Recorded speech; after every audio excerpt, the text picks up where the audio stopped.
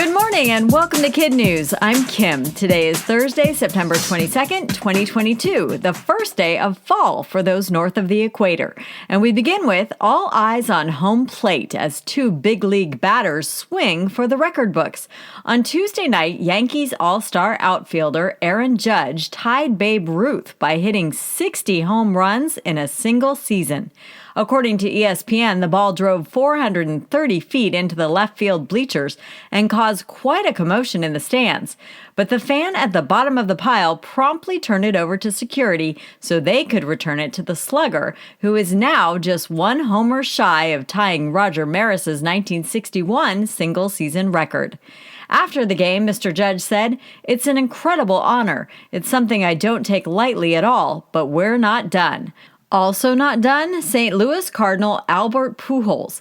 He's still 2 home runs shy of reaching the career 700 club, which would put him in the elite company of only 3 other players, Barry Bonds, Hank Aaron, and Babe Ruth. To be sure, Major League history isn't just happening in the batter's box. Cincinnati Reds pitcher Hunter Greene had a big weekend, throwing 30 pitches that topped 101 miles per hour, more than any game since pitches have been tracked. President Biden had some tough talk for Russia in his United Nations speech yesterday. The president urged other world leaders to hold Russian President Vladimir Putin accountable for what he called the brutal and needless war against Ukraine, and told those gathered that Mr. Putin's attempts to wipe Ukraine off the map should, quote, make your blood run cold.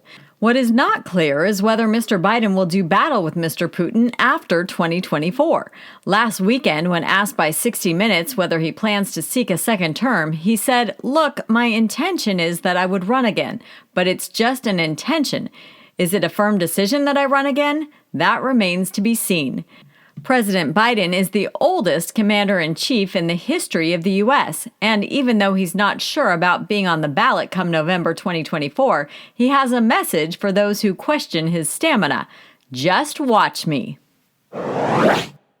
It was a slimy surprise for German customs officials who came across a stash of almost 100 giant African land snails hidden inside bags at Dusseldorf Airport.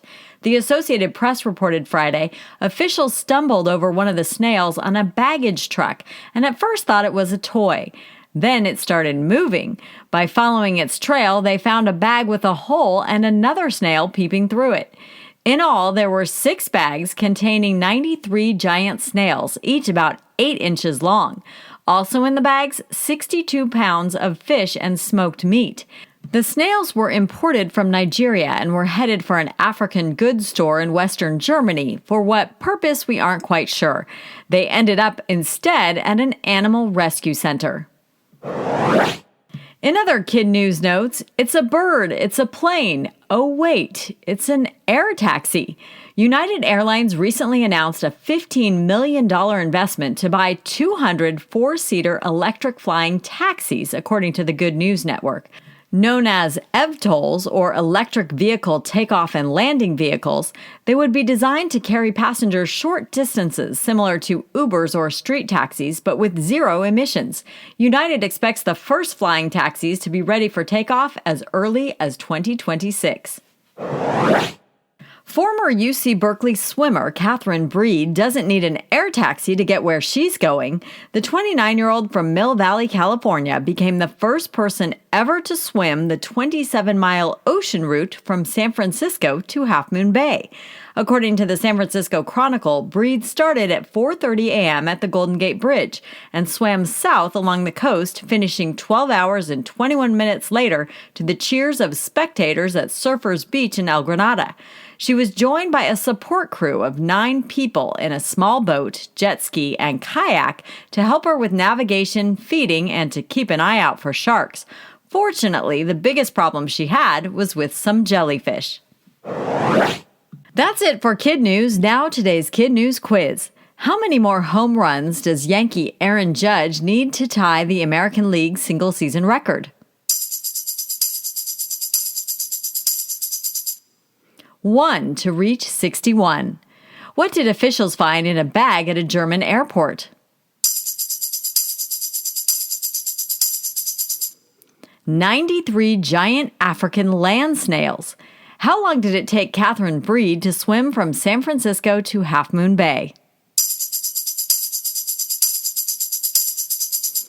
12 hours and 21 minutes. How many electric air taxis did United agree to buy? 200.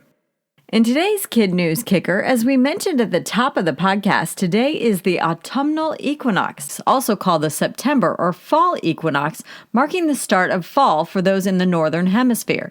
According to the Farmer's Almanac, it happens just twice a year when the sun moves directly over the Earth's equator, bringing almost the same amount of daylight as darkness, and brings with it shorter days and cooler temperatures in the north, and the opposite in the south.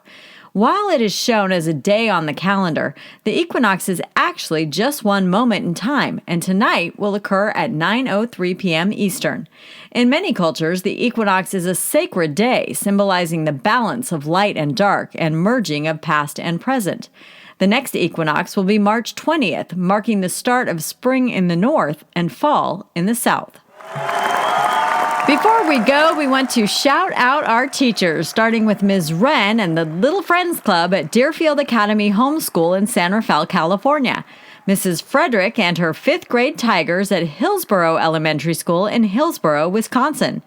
Mrs. Gronbold and her Lions at Parks Lake Elementary in Humble, Texas.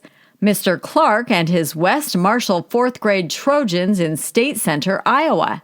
And to one of our teacher advisors, Mrs. Campbell and her hardworking 5th grade students at St. Stephen's School in Kingsville, Maryland. Go Eagles!